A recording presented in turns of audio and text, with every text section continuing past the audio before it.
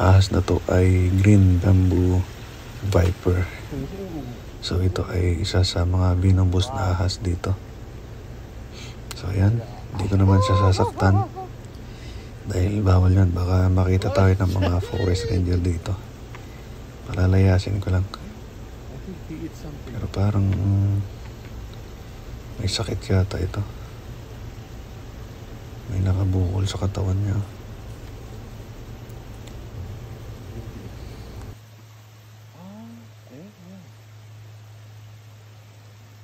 Something in his body.